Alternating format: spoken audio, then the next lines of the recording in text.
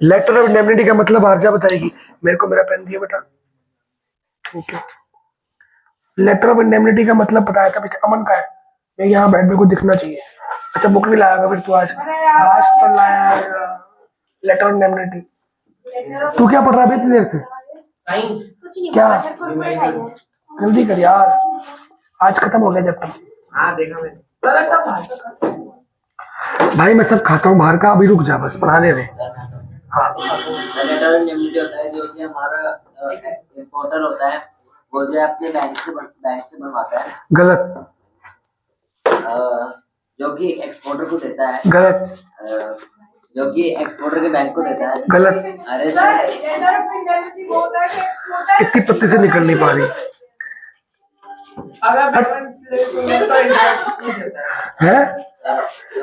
यही बनेगा थंबनेल, देखियो ये थंबनेल बनेगा है। कौन बनवाता है लेटर ऑफ इंडेमनिटी? गलत। गलत।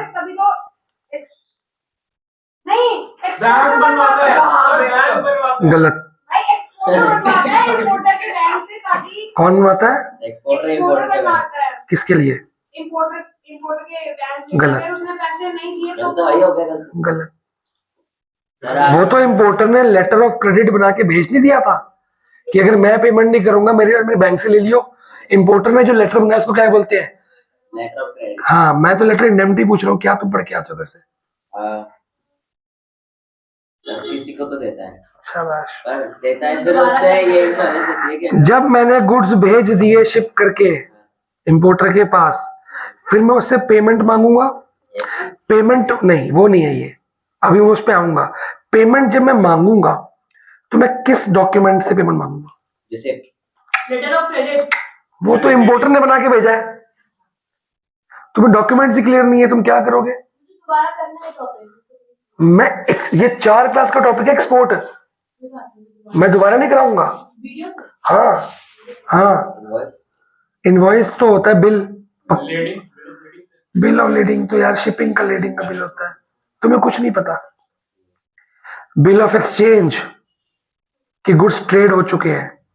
अब बिल ऑफ एक्सचेंज जो टॉपिक है और जो डॉक्यूमेंट है वो 2 तरीके से बन सकता है। कौन से? एक बिल ऑफ एक तो साइट ऑन साइट और और एक्सेप्टेंस। तो अब मैंने जब ऑन साइट है तो इसका मतलब क्या हुआ? पेमेंट मिल जाएगी, तो मैं लेटर ऑफ इंडेमनिटी नहीं बनाऊंगा। अगर बिल ऑफ एक्सचेंज और एक्सेप्टेंस है तो पेमेंट कितने दिन बाद मिलेगी? 3 महीने बाद। पर मैं वो पेमेंट टाइम से पहले कहां से ले सकता हूँ? किसके बैंक से? अपने बैंक से। गरीब आदमी अपने बैंक से। मेरे को मेरा बैंक पेमेंट देगा, इम्पोर्टर का बैंक पेमेंट देगा। इम्पोर्टर का बैंक पेमेंट देगा लेटर ऑफ क्रेडिट पे तब जब इम्पोर्टर नहीं दे पाया टाइम पे। अभी तो टाइम आया ही नहीं, 3 महीने बाद। 3 महीने बाद इम्पोर्टर नहीं पे करता तो उसका बैंक लेटर ऑफ क्रेडिट से कर देगा, या लेटर ऑफ क्रेडिट के अगेंस्ट मेरे को एडवांस दे देगा वो। बट अभी तो टाइम ही नहीं आया। मैं कह रहा हूँ 3 महीने का टाइम मिला, मेरे को पेमेंट आज चाहिए, मैं किसके बैंक के पास जाऊंगा? अपने। वहां पे क्या सरेंडर कर दूंगा? बिल ऑफ एक्सचेंज और सारे डॉक्यूमेंट्स उसको दे दूंगा। वो मेरे को क्या दे देगा पूरा का पूरा। बदले में मेरे से एक लेटर पे साइन कराएगा। तो इम्पोर्टर बोल रहा है और फिर बाद में बोला एक्सपोर्टर इम्पोर्टर के बैंक से लेगा। नहीं, मैंने कहा बैंक बनवाता है, बैंक जो आपने कहा अगर उसका बैंक करेगा वो फैसला कर दे। बेटा एक्सपोर्टर बनेगा ना, एक्सपोर्टर साइन करेगा। हाँ ठीक है चल, एक्सपोर्टर का बैंक बना के उसको बोलेगा, वैसे बनाता तो एक्सपोर्टर ही है, उसको लेटर पे साइन करेगा। लेटर ऑफ इंडेमनिटी इंडेमनीफाई करता है एक्सपोर्टर को कि अगर भैया 3 महीने के बाद इम्पोर्टर के पास कौन जाएगा पैसे लेने? बैंक। जब बैंक ने मेरे को पैसे दे दिए, बैंक जाएगा ना, तो मेरे को तो पैसे मिल गए, मैं क्यों जाऊंगा भाई? बैंक का बंदा जाएगा। अगर 3 महीने बाद इम्पोर्टर ने कोई आगे झोल झाल किया, टाइम पे पेमेंट नहीं दी, मुकर गया, कुछ भी डिले किया, तो बैंक वेट नहीं करेगा और क्यों लेगा उसके बैंक से? बैंक को क्या जरूरत है उसके बैंक के पास जाने की? बैंक उसके एक इम्पोर्टर को गुड्स मैंने मंगाए या मैंने एक्सपोर्ट किए, ठीक है, तो मैंने डीलिंग करी ना, तो उसने पेमेंट नहीं करी, उसके लिए मेहनत मैं करूंगा, मेरा बैंक करेगा? डीलिंग मेरी है, मेरे बैंक की है। तूने किसी ट्रेडिंग करी, उसने पेमेंट दी, मैं जाऊंगा उसके लिए? मेरा कोई लिंक है उससे? मैंने तो तेरी हेल्प की थी यार कि तेरे को पेमेंट की जरूरत पहले है तो मैं तेरे को दे देता हूँ। अगर तीसरे बंदे ने पेमेंट नहीं दी तो कहिए आप जाओ, मैं जानती हूँ आपको। ये काम होता है? ये देखो सेल्फिश लोग। भाई सिंपल सी बात है, अंगद ने कुंवर को गुड्स भेजे, ठीक है, अंगद को मिल गया बिल ऑफ एक्सचेंज, बना लिया, साइन कर दिया कुंवर ने, अब पड़ा अंगद के पास। ये 3 महीने बैठेगा? अब ये 3 महीने से पहले या तो मेरे पास आएगा, मैं हूं बैंक। अब बैंक ने इसको दिया पैसा पूरा, और बिल किसके पास आ गया? मेरे पास। 3 महीने बाद मैं जाऊंगा कुंवर के पास। अगर वो पेमेंट नहीं देता तो मेरी कोई हेडेक है कि वो क्यों नहीं दे रहा? अच्छा कल को कोर्ट केस होगा, वही बैंक लड़ेगा? और जो कोर्ट केस हो गया वो कहेगा मैं तो, मेरा तो काम खत्म, मैं तो जानती नहीं तुमको। ऐसा नहीं होता है। मैंने तुम्हारी हेल्प करी कि तुमको टाइम से पेमेंट दी, अगर वो मुकर रहा है पेमेंट के लिए तो मैं तेरे से लूंगा पैसे, क्योंकि तू मेरा क्लाइंट है, तेरा अकाउंट मेरे पास है। मैं एक्सपोर्टर को पकड़ूंगा क्योंकि मैं बैंक हूं। बैंक एक्सपोर्टर को बोलता है कि भैया पेमेंट उसने नहीं दी, अब तुम मेरे को पेमेंट दोगे। लेटर ऑफ इंडेमनिटी में लिखा होता है कि अगर इन केस में कोई डिले या कुछ गड़बड़ होती है तो एक्सपोर्टर पेमेंट देगा विद इंटरेस्ट, कि जितना पेमेंट डिले हो गया, जैसे दिन का 4 दिन 5 10 दिन भी। इंपोर्टर नहीं एक्सपोर्टर है, इंपोर्टर तो है ही नहीं बीच में, उसको तो जानते ही नहीं हम। तेरी और मेरी डीलिंग है भाई, एक्सपोर्टर की और बैंक की डीलिंग है। तूने मेरे से पैसे लिए, मैंने तेरे को लेटर साइन करवा लिया, अगर वो पेमेंट नहीं करेगा मैं तेरे से लूंगा विद इंटरेस्ट लूंगा, जितने दिन लेट हो गया तेरा काम। बाद में तू उससे लड़ता है जब जो मर्जी, तेरा धीरे रहे तो तू मर्जी कर। तू अरे पूरी दुनिया इंपोर्ट एक्सपोर्ट करती है, सब लोग बैंक से बिल उठाते हैं, बैंक सबके केस लड़ता रहेगा यहाँ पे। बैंक ने नौकरी करनी है कि बिना पेमेंट इकट्ठी करता रहेगा बैंक? तुमने तुम्हारी गलती, तो इसका तो लोग फ्रॉड करते रहेंगे। इससे गुड्स लिए भाई, मैं तू जैसे गुड्स लूंगा, बैंक से पेमेंट लूंगा तो वो कर जाएगी, बैंक तो खाली हो गया। फ्रॉड में फ्रॉड करिए, ये दोनों आपस में बैंक से पैसे लिए आते कर लिए, गुड्स बेचे नहीं किसी को। ये ऐसे हो सकता है?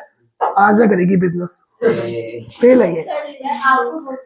हाँ, ये मेरे को फोन करेगी। अब बस वही तो बात है, तो मेरे को फोन करेगी, आप लड़ो केस जाके, आप मेरी पेमेंट, मैंने गुड्स भेज दिए, मैं ये पता क्या बोलेगी, मैंने गुड्स भेज दिए, मैं ना डॉक्यूमेंट में साइन करना भूल गई, अब वो पेमेंट नहीं कर रहा, अब जाके लड़ो। हाँ, ये करूंगा मैं काम इसके लिए। हाँ मैं जाऊंगा, मैं क्लासिक, मैंने ना अपना जो एसेट का बिजनेस बंद किया, आज तक मेरे पैसे बैलेंस है, मैं वो लेने नहीं जा पाता, मैं पढ़ाऊंगी मैं पैसे इकट्ठे करता रहूँ, अपने मेरे से लिए नहीं जा रहे हैं लोगों से, क्योंकि मैंने ओरली है, डॉक्यूमेंट साइन नहीं किया मैंने, और साइन भी किया तो कोर्ट में कौन जाता है यार।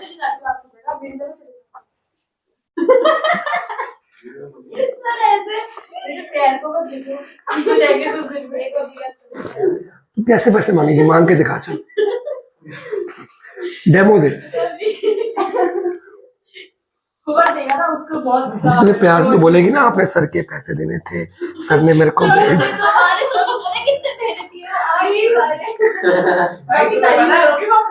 वो चाय पिला के भेज देंगे तेरे को, क्योंकि मेरे को भी चाय पिला के भेज देते थे जिनसे पैसे लेने, तो मैंने मांगने छोड़ दिए।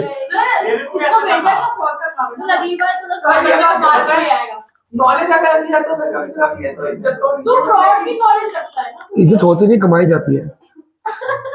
चलो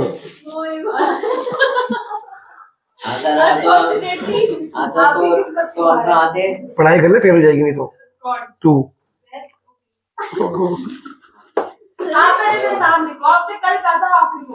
मैं फेलियर्स के नाम लिखता हूँ ऑनलाइन एग्जाम में, ऑनलाइन एग्जाम देने वालों के नंबर भी वो किसके ऑनलाइन के खुद किया था मैंने पूरा। तो क्यों जवाब देगी, तेरे को मैंने कुछ बोला आज? तो क्यों दे रही, क्या मैंने उसको जवाब दिया? बोलने दे, बोलती रहे, तुमने कॉपी में लिख देना, खुद लिख। चलो अच्छा हमने कहाँ तक पढ़ा था?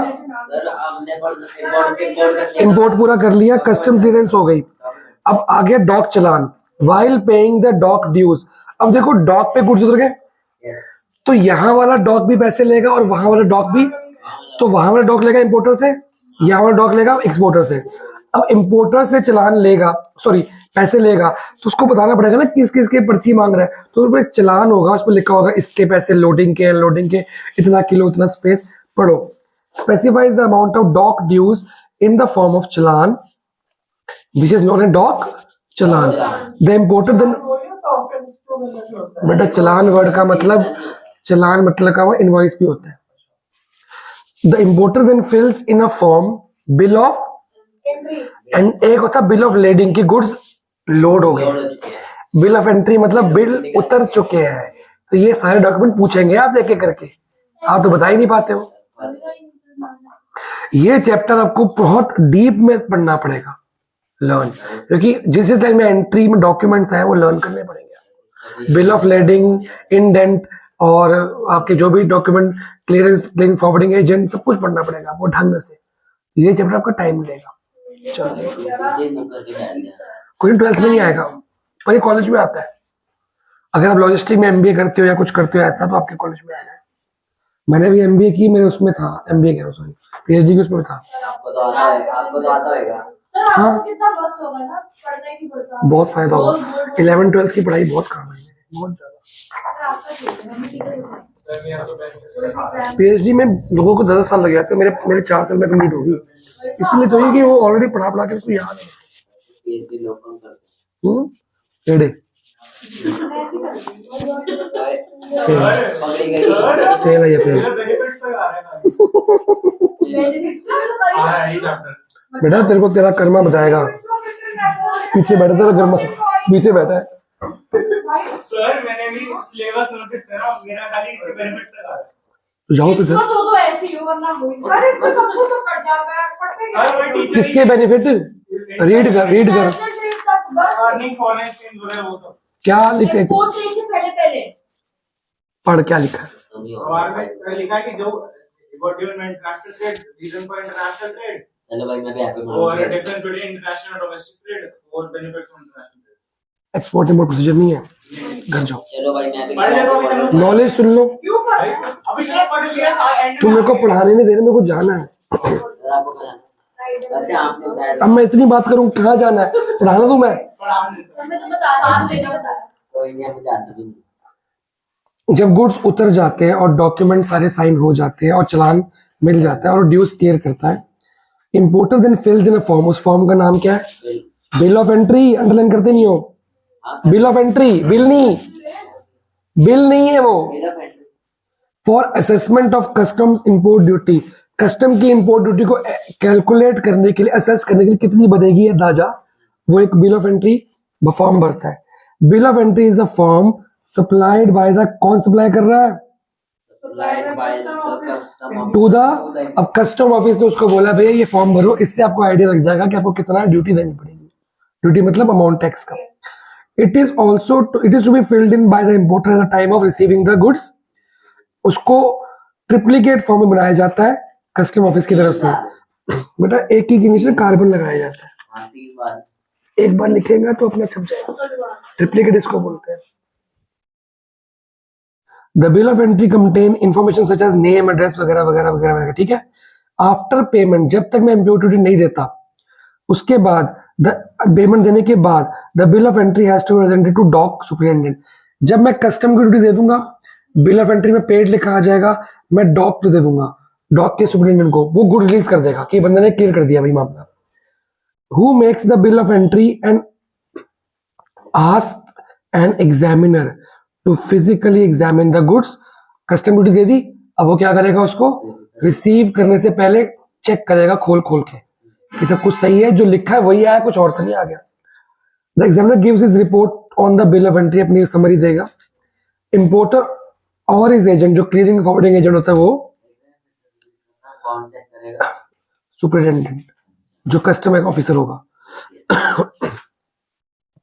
द इंपोर्टर ऑन इज और his agent the bill of entry to the port authority. उसको मिल जाएगा और पोर्ट उसको issue the release order. Release order मिलने के बाद वो गुड्स उसके हवाले हो जाएंगे. अब आता है डॉक्यूमेंट्स इन्वॉल्व. कौन से? सबसे ये कहाँ पड़ा था? क्या था इसमें? ऑर्डर मिला था क्या क्या भेजना है, कस्टमाइज स्पेसिफिकेशन की ये सामान चाहिए, इतनी क्वांटिटी, इतने स्पेसिफिकेशन. फिर हमने पढ़ा लेटर ऑफ क्रेडिट. कौन बनाता है? इंपोर्टर. और ये बताता है कि अगर इंपोर्टर पेमेंट नहीं देगा तो मैं दूंगा. पढ़ो,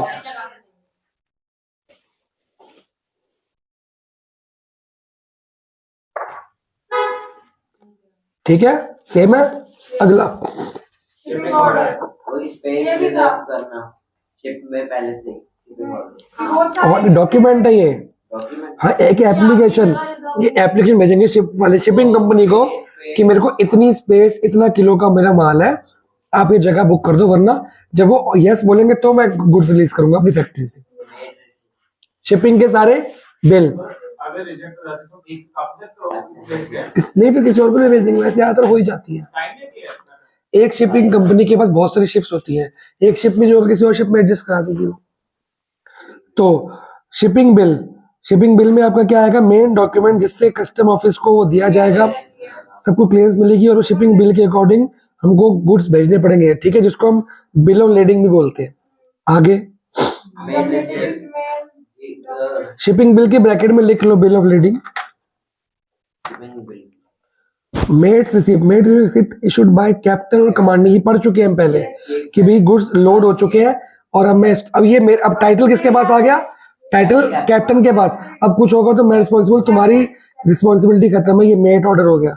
अब टाइप ऑफ मेट रिसिप्ट है क्लीन मेट रिसिप्ट और क्वालिफाइड क्लीन मेट रिसिप्ट कहता है कि जब वो गुड्स को चेक करेगा कि ये कोई टच स्क्रैच ना पड़ा हो, लीकेज ना हो, कोई क्रैश ना हो, कुछ दिक्कत ना हो, तो वो क्लीन बोलेगा, गुड्स क्लीन थे। क्योंकि अगर क्लीन मेट ऑर्डर दिया तो वहां भी गुड्स क्लीन देने पड़ेंगे उसको, क्योंकि मोटर को मिलेगा ऑर्डर, बोलेगा यार तुम तो क्लीन मेट ऑर्डर दिया, स्क्रैच लग गया, मतलब रास्ते में लगा।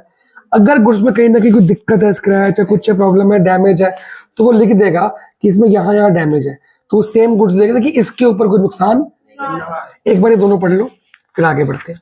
अरे बड़ी क्वालिटी में वही तो कह रहा हूँ, जहां जहां डैमेज था, कोई प्रॉब्लम थी, वो लिख देगा कि इसमें यहाँ दिक्कत है गुड्स में। शिपिंग पहले ये तो शिपिंग में लोडिंग का बिल है, गुड्स लोड हो गए, सारे डॉक्यूमेंट्स कस्टम के क्लियर है, सब कुछ बिल है, बिल ऑफ लेडिंग था ये दोनों पढ़ो, क्वालिफाइड वाला और क्लीनिंग वाला, फिर आगे बढ़ते हैं। भाई पास हो जाएगा, चल बता फिर एंड यूज पंप्स क्या होता है? क्या। And use pumps A spelling बोलूंगा ANGIUSPRMS एंड जस्ट देखिए कुछ स्पेलिंग मिस्टेक वही ना हो, इक्वालिटी में वर्ड को फिक्स करके नहीं आ सकते। दिखाइए बेटा, वो डोमिनेंट से है कौन सा है ठीक हो जाएगा। हां 2 मिनट आई डोंट सी आगे पूरा बोल, रियल बस हमें रिप्रेजेंटेशन निकालनी है। तेरे बचा के रखा क्या होती होगा। तेरे को इससे फर्क ही नहीं पड़ना चाहिए। हां देखो बोला है ऑलरेडी बोल दिया तेरे को जो कर दिया भाई क्रॉस ब्रीडिंग के लिए एंजियोस्पर्म्स होंगे, तेरे को इससे फर्क ही नहीं पड़ना चाहिए, रिप्रेजेंटेशन निकालनी है। है वो तू दे, खाली बड़ा लेना अच्छा तो उनका वो तू दे, अब रिया बताओ तो निकालनी तो इसके मुंह में तू देखना वो तो पहले ही देखा खाना पड़ेगा दो और कर भाई गंदी मतलब क्वेश्चन एक लॉ पूछ रहा है, कितने मार्क्स का है, 3 मार्क्स। तो फिर वो भी करने को लॉ भी बताना होगा। हाँ जी, अब है आपका 5 मिनट का topic, WTO। World trade organisations WTO कब बना था, ये दोबारा 12th में भी आएगा, पढ़ लो। 1995 इसका काम क्या था, मैंने बोला है इसका काम क्या था, इसका काम था कि सारे नो सारी कंट्री उसको मिला के कहते हैं कि ट्रेड ये करने का मैंने पढ़ा था, ये 10th में था 10th में पढ़ा नीचे लिखा है ऑब्जेक्टिव्स पढ़ो। वो छोटी छोटी कंट्रीज होती है, मतलब जो ज्यादा नहीं एक्सपैंड कर पाती उनके साथ नहीं, ऐसा कुछ नहीं है, वर्ल्ड ट्रेड ऑर्गेनाइजेशन में सारी कंट्रीज होती हैं जो इसकी मेंबर होती है। अपनी मेंबर कंट्रीज के लिए वर्ल्ड में ग्लोबल इंपोर्ट एक्सपोर्ट का, ग्लोबल ट्रेड को रेगुलेट करना, कि भाई गाइडलाइंस बना कि इस कंपनी का, इस कंट्री का टैक्स ज्यादा है कम है तो कैसे रेगुलेट किया जाए, और इनके बीच में मतलब इजिली ट्रेड बढ़े आपस में, वो किसने शुरू किया, वर्ल्ड ट्रेड। नीचे ऑब्जेक्टिव पढ़ो जरा,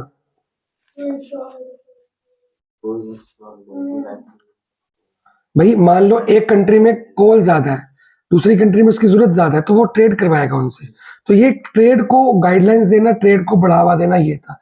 बाद में इसने अपना काम बढ़ा लिया बहुत ज्यादा। आज जो पहले इतना पढ़ लो,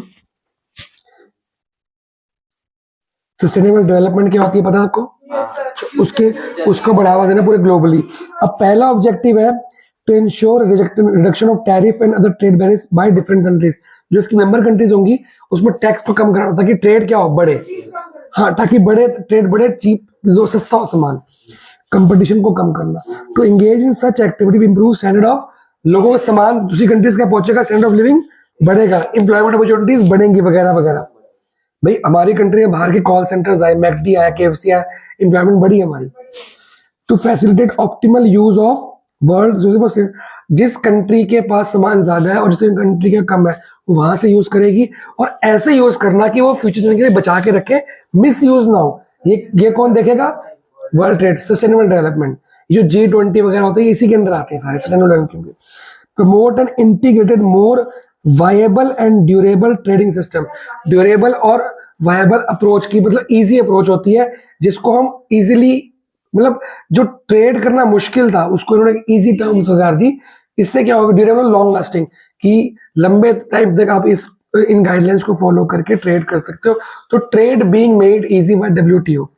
इसके बाद ये 1995 में, लेकिन काफी टाइम बाद इन्होंने अपना ऑरा बदलाया, चेंज किया। इसमें नहीं लिखा, बता रहा हूं मैं आपको।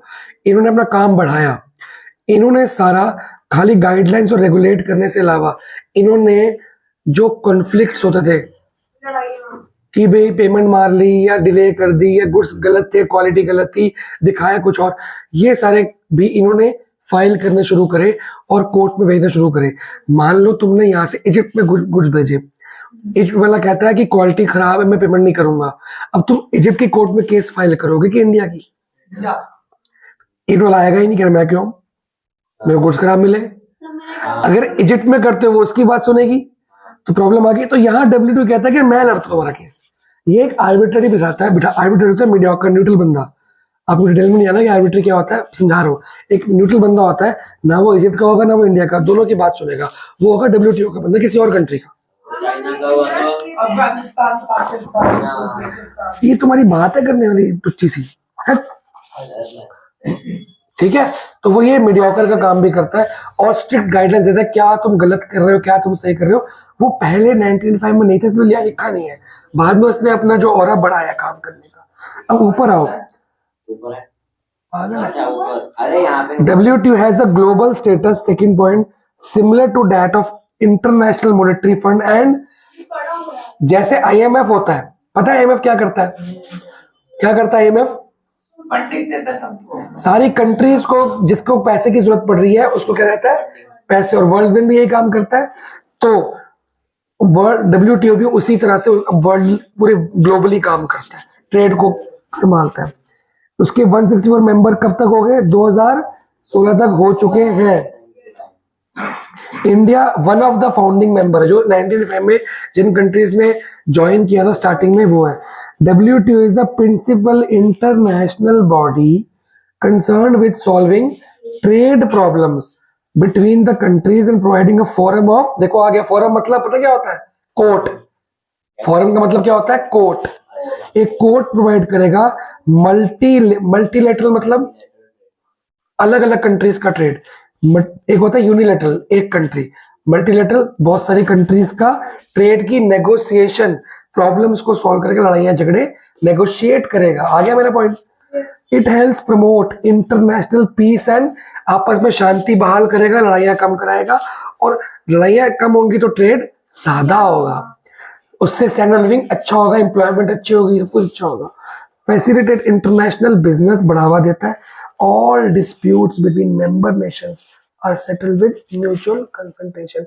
एक नजर फीस लेता है और आपस में बैठ के यार बस थोड़ा तू समझ ले, थोड़ा तू समझ, लड़ाई जगह सुलझा लेता है। कमीशन एक टाइप से, commission, consultancy, obviously member countries है तो हर कंट्री उसमें चैरिटी को डोनेट करती है, तो तभी तो चलता है मेंबर। जैसे UNO, वर्ल्ड बैंक, WHO, सारी वर्ल्ड की कंट्रीज है ना, हर कंट्री से पैसा जाता है इनके पास। Swiss bank is not world country, वो सिर्फ स्विट्जरलैंड का बैंक है। ठीक है जी, यहाँ आपका सिलेबस खत्म हो जाता है। तो परसों हम क्या करेंगे? अकाउंट्स की डबल क्लास लेंगे।